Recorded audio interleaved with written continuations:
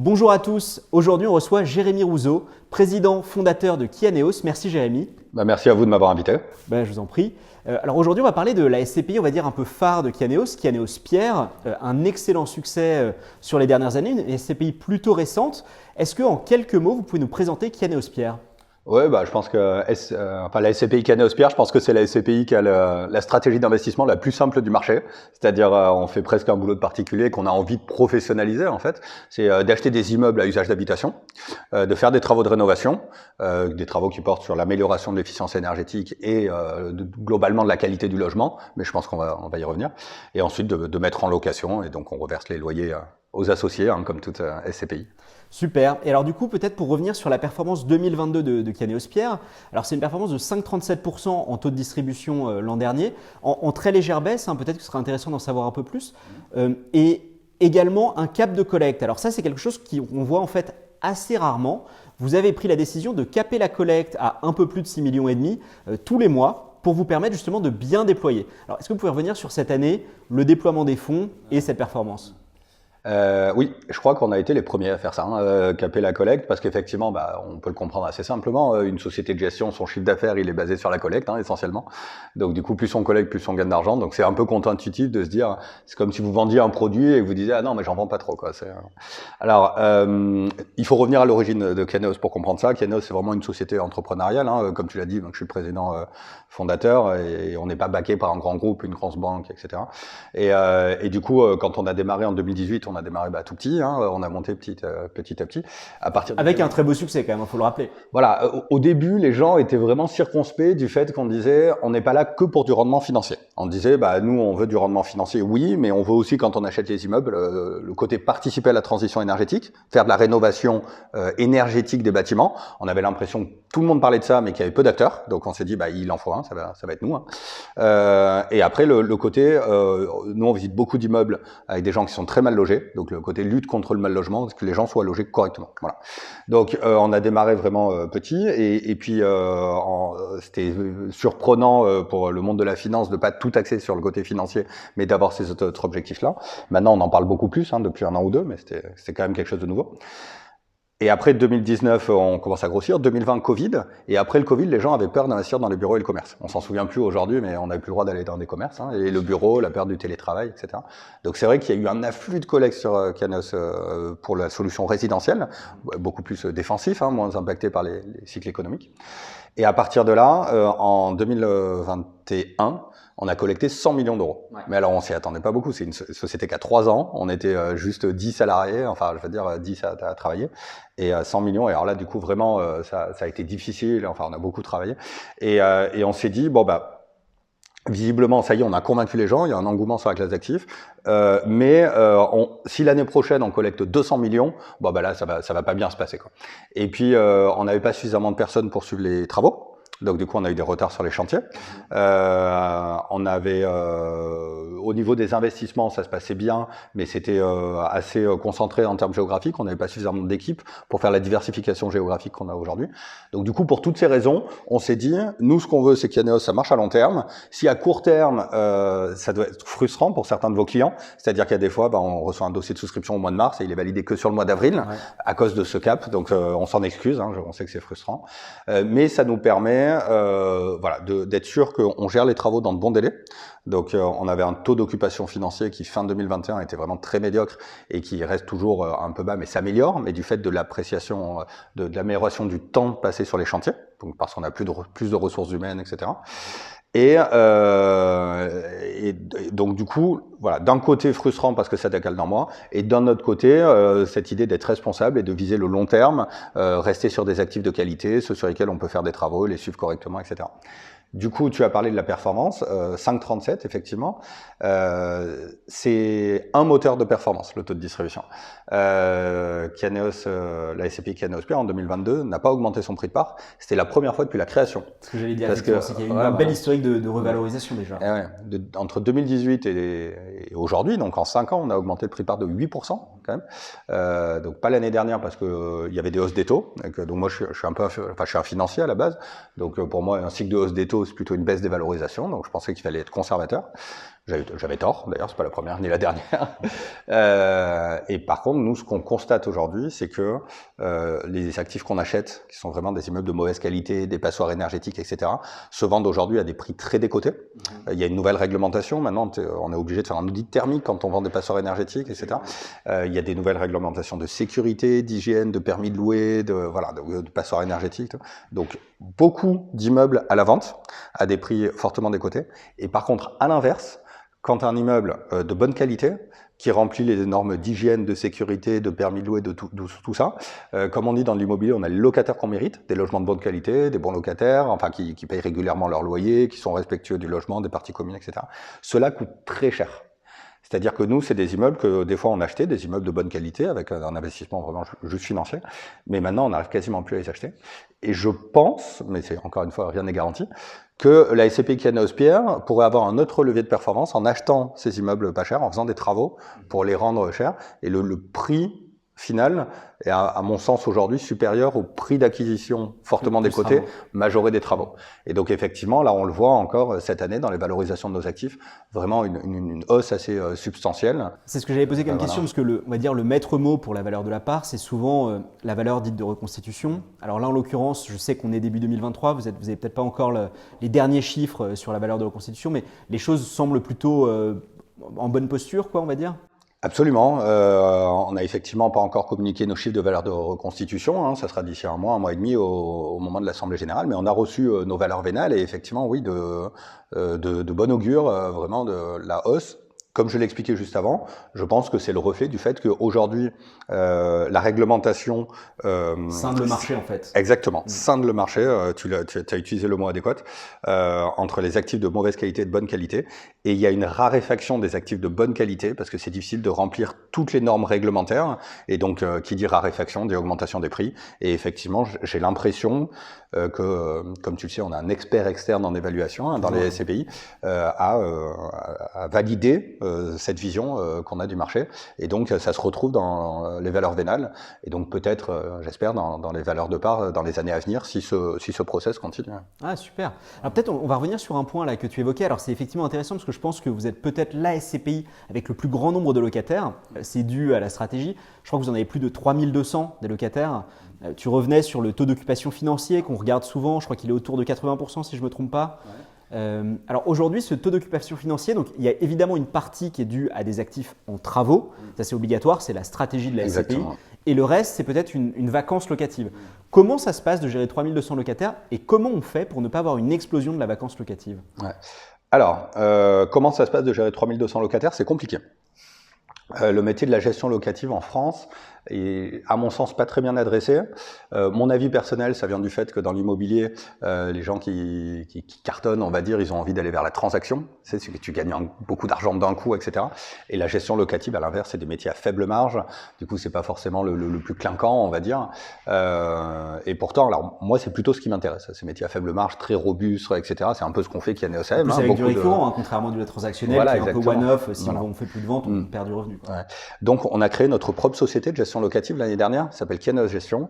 Je suis associé avec une personne qui s'appelle Pierre Douminge, voilà, et qui me semble vraiment excellent, la personne qui va faire le bon travail pour réussir à structurer quelque chose d'assez incroyable, c'est-à-dire en l'espace d'un an et demi, réussir à récupérer au sein d'une société de gestion locative 4000 lots. Enfin, c'est vraiment un volume. C'est-à-dire que du coup, en l'espace d'un an et demi, on est devenu un des plus gros acteurs indépendants de la gestion locative en France. Donc voilà, s'il m'écoute, chapeau bas à lui. Et alors, pourquoi est-ce qu'on a fait ça? Parce que je te cache pas que c'était un tel travail qu'on n'avait pas forcément envie de se jeter dedans. On avait déjà du boulot côté Kiana OCM. Il y a un moment, on s'est dit que c'était devenu indispensable. On avait besoin d'avoir des process identiques sur toute notre parc de gestion locative. Et il y a eu un moment où, comme on était présent, j'en parlais tout à l'heure, la diversification géographique, on était partout en France. Et ben du coup, on avait beaucoup d'interlocuteurs de petites agences de gestion locative. Voilà. Et donc du coup, on pouvait pas demander à 50 ou 60 personnes d'appliquer toujours les mêmes process exactement. Donc c'est à ça que nous sert cette société, Kiana Gestion, à avoir le même process partout, le même suivi des impayés, le même suivi de problématiques locatives, etc., etc. Et je pense que ça va être dans les années à venir un moteur de performance supplémentaire pour les SCPI gérés par Kianeos. Et donc pour revenir au TOF, nous aujourd'hui on pense qu'on va être autour de 5% de vacances locatives liées à la recherche de locataires. On est peut-être un tout petit peu au-dessus aujourd'hui, mais je pense que d'ici fin d'année, on va converger vers ce 5%. Et au niveau des travaux, donc notre TOF, il y a 1 an et demi, il était, je crois, à 71 ou 72%. On a déjà dépassé les 80% aujourd'hui. Donc ça veut dire que la partie travaux, elle est passée, on va dire, quasiment de 25 à 15. Donc là, ça c'est mon associé avec qui j'ai créé Kianeosm, qui s'occupe de ça, Guillaume Picot. Et là, encore une fois, chapeau bas à lui, il a réussi à structurer des équipes et à mettre en place des conducteurs de travaux qui ont réussi à améliorer les process pour le suivi de chantier. Le cap de la collecte a aidé. Et je pense que le TOF va continuer de s'améliorer dans les mois à venir. En sachant que par défaut, il va avoir vocation mécaniquement à augmenter puisque la quantité de travaux va baisser par rapport à la capitalisation normalement, quoi. Exactement, en 2022, enfin 21-22, quand on collecte 100 millions sur une année et qu'on a une SCPI qui fait 100 millions, du coup la SCPI elle double. Bien sûr. Là en 2023, on part d'une SCPI qui fait déjà 250, quasiment 300 millions d'actifs. Si on recollecte 100 millions cette année, du coup on a une hausse que de un tiers, voire un quart. Donc du coup, même si nous on peut se dire que sur SCPI Kianeos-Pierre, on va avoir peut-être 10%, 10-15% max des immeubles qui répondent juste à des opérations financières. Donc c'est-à-dire on trouve que vraiment c'est une super opération financière, on va pas faire de travaux dessus, mais c'est pas grave, on a quand même envie de la faire pour nos épargnants. Après, on va avoir 10-15% qui vont être quand même des gros projets de rénovation très lourds, très longs, qui vont dépasser les 6 mois d'ailleurs, donc ça nous pénalise un peu sur le délai de jouissance, mais sur lesquels on se dit, ça sera une belle opération à terme, donc du coup elle est un peu compensée par le premier. Et puis après, on a vraiment le gros de Kianeos-Pierre, 70-80%, beaucoup de travaux de second œuvre. Isolation des combles, isolation des murs, installation de pompes à chaleur, double vitrage, système de ventilation. Tout ça, c'est nos critères de performance énergétique. Et sur le côté lutte contre le mal logement, refaire des cuisines, refaire des salles de bain, refaire l'électricité, refaire la plomberie, tout ce qui est basse tension, c'est important aujourd'hui, la fibre, l'interphonie, etc. Et donc ça, c'est nos critères d'amélioration de la qualité du logement. Donc c'est un peu le quotidien de Kianeos-Pierre. Excellent. Mais du coup, ça nous amène, je pense, assez naturellement sur la question d'après, c'est 2023. Alors là, on parle du marché résidentiel, donc c'est probablement un marché qui parle beaucoup en fait à tout le monde en fin de compte, puisque c'est le marché qu'on connaît tous par là où on vit. Des grosses règles qui arrivent sur le marché en ce moment, la règle du DPE que tu évoquais à l'instant, l'augmentation des taux dont on parlait rapidement aussi, qui rend quand même l'accès au crédit beaucoup plus difficile, donc l'acquisition de biens immobiliers beaucoup plus difficile. Comment tu vois ce marché pour Kianeos ? Est-ce que c'est un marché sur lequel les opportunités vont fleurir ou au contraire, ça risque d'être plus difficile ? Alors, c'est sûr que les opportunités en termes d'acquisition, c'est-à-dire d'acheter des immeubles aujourd'hui de mauvaise qualité, je pense que depuis qu'on a créé Kianeos, ça n'a jamais été aussi intéressant qu'aujourd'hui. C'est-à-dire que les gens qui détenaient des passoires énergétiques ne peuvent plus les louer, donc la plupart du temps ils les vendent, ils vont pas faire les travaux. Il y a de très importantes... Les gens connaissent pas trop dans les grandes villes, et c'est vrai que les investisseurs de SCPI sont surtout dans les grandes villes, mais sachez que dans quasiment toutes les villes petites et moyennes de France, il a été mis en place ce qu'on appelle le permis de louer, c'est-à-dire que pour louer un logement, il faut demander une autorisation à la mairie, il faut remplir toutes les normes d'hygiène et de sécurité élémentaires. Donc il y a beaucoup de réglementations comme ça, sur lesquelles Kianeos est expert, parce que c'est notre quotidien, mais sur lesquelles, quand on commence à imposer ces nouvelles règles à des propriétaires bailleurs, ils préfèrent se séparer de leur actif. Donc effectivement, en termes d'acquisition, il y a des opportunités. Maintenant, il n'y a pas que des opportunités pour Kianeos, il y a aussi des problématiques. Tu l'as dit, le rendement a baissé pour différentes raisons. Le coût des matériaux, l'inflation du prix des travaux, la hausse des taxes foncières, et j'ai bien peur que ce soit pas terminé, et je pense que tu ne me contrediras pas. Et effectivement, dans le résidentiel, la taxe foncière est à la charge du propriétaire, ce qui est peut-être pas le cas de toutes les autres SCPI qui font plutôt du commerce et du bureau. Ce serait intéressant de leur poser la question. Tu as parlé de la hausse des taux d'intérêt. Nous, chez Kianeos-Pierre, quand les taux étaient très bas, on a essayé de lever quand même pas mal de dettes. On est monté presque à 30% d'endettement. Ouais. Et il y avait des gens qui me disaient « Ah, mais c'est très endetté pour une SCPI ». Et je leur disais « Oui, mais c'est très intéressant d'endetter à 1 ou à 1,5%. » Donc aujourd'hui, on est sur une structure de dette assez longue. On fait des prêts in fine, 5 à 7 ans. Donc on a beaucoup de prêts qui vont aller jusqu'en 2027, 2028, 2029. C'est vraiment là où on a beaucoup d'emprunts. Mais donc là, tu prends plus vraiment de nouveaux crédits ? Et là, on prend plus du tout de nouveaux crédits. Moi, je considère que s'endetter à 3,5, 4% pour acheter un actif qui rapporte 5, 5,5, 6, pour peu que l'actif, il y a un moment, tu as un peu de vacances locatives ou quoi, le spread entre les cas, vaut pas le jeu en vaut pas la chandelle. Donc, effectivement, plus de nouveaux crédits, donc un ratio d'endettement qui va diminuer au fur et à mesure qu'on collecte. Et donc, effectivement, ça peut pénaliser la performance. Donc, ça, c'est pour les points négatifs. Okay. Mais il y a aussi des points positifs. J'ai parlé tout à l'heure du permis de louer qui fait que les gens vendent leurs actifs. Donc, il y a beaucoup de logements vacants, mais pas disponibles à la location. Et on est en train de constater vraiment un problème de pénurie du logement. Il y a une loi zéro artificialisation nette aussi pour les promoteurs qui peuvent moins construire. Et donc tout ça, je pense, va nous amener dans les mois ou années qui viennent avec une crise du logement assez profonde, y compris dans les villes petites et moyennes où on intervient. Et donc, qui dit déséquilibre de l'offre et de la demande en termes de logement, dit potentielle hausse de loyer. On a de l'inflation, donc c'est-à-dire c'est un peu le pendant de la mort, c'est-à-dire tu as de l'inflation, tu as des taux d'intérêt plus élevés, donc moins d'effet de levier, mais d'un autre côté, tu as des loyers qui sont en hausse, et effectivement, nous, on passe la hausse des loyers via l'indice de revalorisation des loyers, conformément au beau loi 89.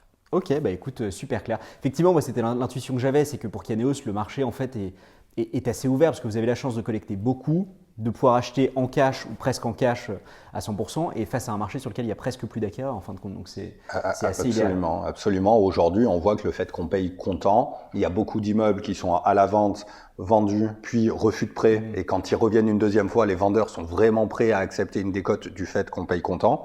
Donc je le redis, là, les acquisitions qu'on est en train de faire en ce moment me semblent vraiment très intéressantes. Il n'empêche que c'est un potentiel de valorisation qui est un peu plus à long terme. Ouais. Les contraintes à court terme, comme je le disais, la hausse des prix et la hausse de la taxe foncière, me laissent à penser que le taux de distribution, je serais pas surpris qu'il reste peut-être qu'à moyen terme, il converge autour de 5%. Okay. Je le répète, je ne serais pas non plus surpris que ce soit juste une partie de la performance et qu'il y ait un autre moteur de performance qui vienne des travaux de rénovation qu'on réalise. Ouais. Voilà. Ok, alors peut-être on va passer à la question toujours un peu classique. Je sais que tout le monde nous dit tous mes biens sont emblématiques, mais néanmoins, si tu devais nous choisir un exemple d'un bien qui représente vraiment bien la stratégie Kianéos Pierre, son ADN, peut-être les types de travaux de rénovation que tu aimes faire, ce serait lequel ?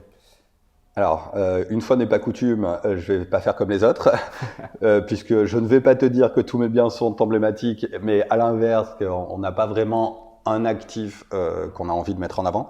On fait des travaux de rénovation, je l'ai dit, très lourds sur 10 à 15% et des forts travaux de rénovation intérieure sur peut-être 70% du parc de la SCPI. C'est difficile d'en sortir un seul parce qu'encore une fois, il y en a beaucoup.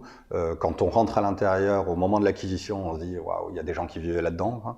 Et puis après, quand on met des locataires en place 3, 4, 5, 6 mois plus tard, on se dit « waouh, on a fait un super appart, c'est chouette ».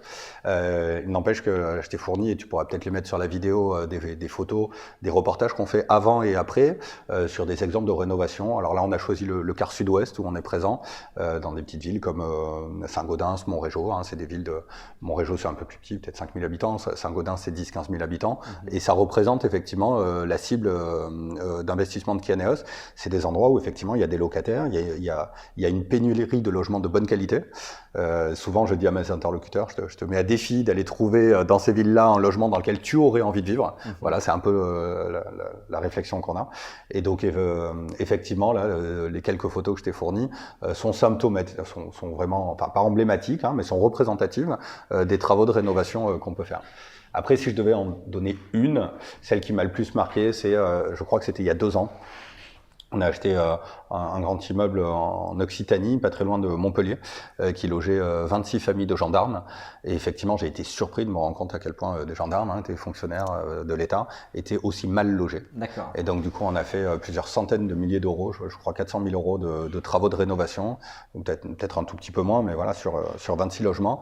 Et quand on a fini les travaux, on a été remercié par les gendarmes. Et c'est quelque chose qui nous a touchés parce que effectivement, voilà, c'est des fonctionnaires de l'État. Qui vivaient en fait dans des conditions conditions qui n'étaient pas raisonnables à notre sens. Voilà, et même au-delà de la fonction, hein, je veux dire, tout le monde mérite de vivre dans de bonnes conditions, mais eux, on s'y attendait pas. Quand on a racheté, d'ailleurs, ils n'ont pas cru qu'on allait faire les travaux parce que certains m'ont dit non, mais tous les ans, on nous dit qu'on va rénover, c'est pas vrai. Et effectivement, 6 mois, 1 an, ça a pris en tout 18 mois la rénovation. Je crois que c'est quelque chose qui nous a fait plaisir. Eh ben, écoute, bravo. Alors peut-être que du coup, ça nous amène bien à la dernière question, c'est que Kianéos Pierre n'est pas labellisé, n'a aucun label type ISR ou consort. Néanmoins, vous avez un impact énorme, notamment sur la partie énergétique. Est-ce que tu peux nous en dire un petit peu plus déjà ? Pourquoi ce choix de ne pas se faire labelliser ? Et peut-être, je crois que tu suis les stats tous les ans sur l'augmentation de la performance énergétique de votre portefeuille. Est-ce que tu pourrais nous en dire un petit peu plus là-dessus ? Ouais. Alors, le label, parce que le président de Kianéos a la tête dure. Je pense que c'est la meilleure raison pour laquelle on n'est pas labellisé. Je me rappelle quand il était en cours de création, ce label, il y avait les gens qui m'appelaient en disant « Jérémy, il est pour toi, t'as même pas besoin de toucher à la note d'information, tu remplis déjà tous les critères, tout va bien. » Mais alors, il faut revenir au fonctionnement de ce label. C'est-à-dire que la société de gestion décide d'un objectif que la SCPI, dont elle assure la gestion, doit remplir. Et du coup, pour moi, on est un peu jugé parti. C'est-à-dire, je peux faire un parallèle, je vais acheter un paquet de gâteaux au magasin à mes enfants, et je vois marqué dessus charte de l'environnement durable, et je regarde qui c'est qui l'a développé. Bon, c'est Nestlé qui te vend le paquet de gâteaux. Et alors, moi, je pense qu'on arrive à un moment où les gens, les investisseurs, les consommateurs, etc., sont plus dupes. Du coup, ils voient ça et ils se disent, bon, mais finalement, je sais pas, il y a déjà plus de la moitié des SCPI qui sont labellisés ISR aujourd'hui. Donc voilà, donc du coup, moi, j'ai pas eu envie de participer à ça, ça m'intéresse pas. Ceci dit, je ne suis pas anti-label. On a tu le sais, on a des SCPI fiscales qui font des travaux de rénovation encore plus importants que sur Kianéos. Ouais, de Normandie. Voilà, de Normandie, sur lesquels, alors de Normandie, de la loi du ministre, du nom du ministre, que c'est pas spécifié à la région de France, la Normandie, c'est partout en France. Et donc, cette loi nous permet d'acheter des immeubles qui ont aussi des problèmes de structure, pour éviter qu'ils soient démolis, et puis reconstruit, parce que l'impact environnemental de la construction est très important. C'est la construction qui émet beaucoup de CO2 dans le bâtiment. Donc du coup, essayer de consolider des immeubles anciens pour leur donner une deuxième vie, c'est là où on a le plus d'impact environnemental. C'est là où on va dire, entre guillemets, on économise le plus de CO2. Donc cette SCPI de Normandie, et donc on a 1 millésime par an, on a demandé le label pour le 2e millésime. Le premier, c'est un peu là où on s'est fait la main, on va dire, même si on connaissait bien le monde de la rénovation. Pour le 2e, on a demandé un label qui s'appelle le label Greenfin. Pour obtenir ce label, la partie la plus difficile, c'est qu'il faut prouver que tu réduis les émissions de gaz à effet de serre de 90% du parc immobilier, de 40% à horizon 2030, c'est énorme, et de 55% à horizon 2040. Et en fait, nous, dès le début, avec nos travaux de rénovation, on est au-delà de ce 55%. Et donc sur 90%, donc un peu plus de notre parc. Donc on a obtenu la semaine dernière ce label Greenfin. On est la première SCPI. Et là, encore une fois, c'est pas nous qui avons décidé de ces objectifs de 40 ou 50%. C'est un label qui, je crois, vient du ministère de l'Environnement, le MTES, avec une personne à l'intérieur qui a dit, je m'en souviens pour lui en avoir parlé, moi, ça m'est égal de savoir si les SCPI ou si les fonds immobiliers seront labellisés ou pas. Moi, ce que je veux, c'est avoir des critères stricts qui soient en ligne avec les objectifs qu'on s'est fixés de réduction de gaz à effet de serre pour vivre dans un environnement, c'est l'histoire des 2 degrés, etc. Et donc, voilà ces critères. Maintenant, vous les remplissez, vous avez le label. Vous les remplissez pas, vous n'avez pas le label. Aujourd'hui, on est la première SCPI qui a le label. On en est vraiment très content. Bravo Jérémy. Voilà. Merci pour ton intervention, pour toutes ces explications et à bientôt. Merci, à bientôt.